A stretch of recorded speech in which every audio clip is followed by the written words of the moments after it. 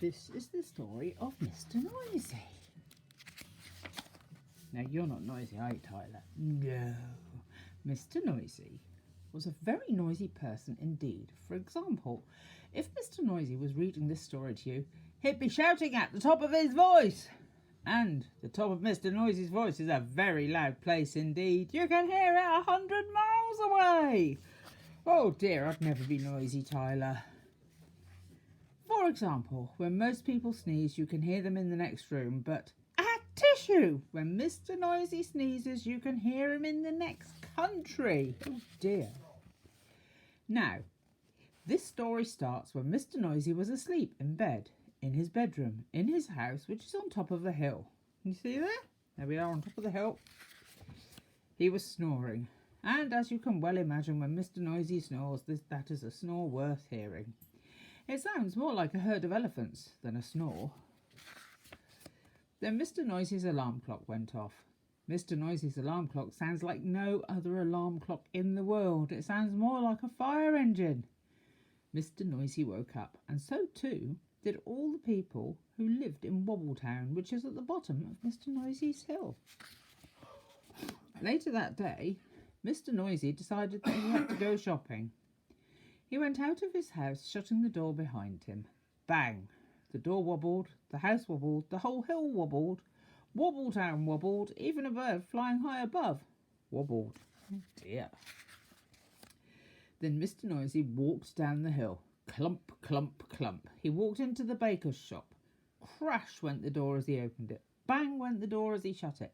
I'd like a loaf of bread, boomed Mr. Noisy to Mrs. Crumb, the baker's wife.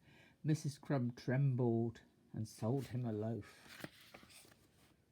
Then Mr. Noisy walked along the street to the butcher. Clump, clump, clump. He walked into the butcher's shop. Crash went the door as he opened it. Bang went the door as he shut it. I'd like a piece of meat, boomed Mr. Noisy to Mr. Bacon, the butcher. Mr. Bacon trembled and sold him some meat. Afterwards, Mrs. Crumb met Mr. Bacon in the street. We really must do something about Mr. Noisy being so noisy, she said. Absolutely, replied Mr. Bacon. But what? I know, said Mrs. Crumb, and she whispered into Mr. Bacon's ear. Mr. Bacon smiled a small smile which grew into a broad grin. Mrs. Crumb, he said, I think you have the answer. The following day, Mr. Noisy went shopping again. Clump, clump, clump. He went into Mrs. Crumb's shop. I'd like a loaf of bread, he boomed. Sorry, what did you say? Asked Mrs. Crumb, pretending not to hear. I'd like a loaf of bread, Mr. Noisy shouted. Sorry, said Mrs. Crumb. Can you speak up, please? I'd like a loaf of bread, roared Mr. Noisy. Can't hear you, replied Mrs. Crumb. Mr. Noisy gave up and went out. Mr. Noisy went into Mr. Bacon's shop. I'd like a piece of meat, he boomed. Mr. Bacon pretended not to notice. I'd like a piece of meat, Mr. Noisy shouted. Did you say something? Asked Mr. Bacon. I said I'd like a piece of meat, roared Mr. Noisy. Pardon, said Mr. Bacon. Mr. Noisy gave up and went out and went home and went to bed, hungry. Oh, poor Mr. Noisy. The day after, Mr. Noisy tried again. He went into Mrs. Crumb's shop. I'd like a loaf of bread, he boomed.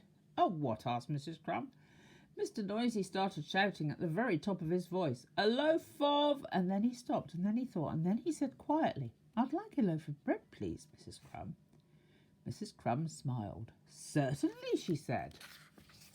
Then Mr. Noisy went into Mr. Bacon's shop.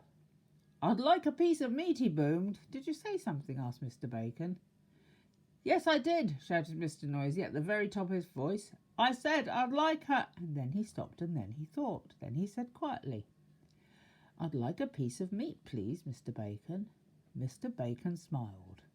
My pleasure, he said.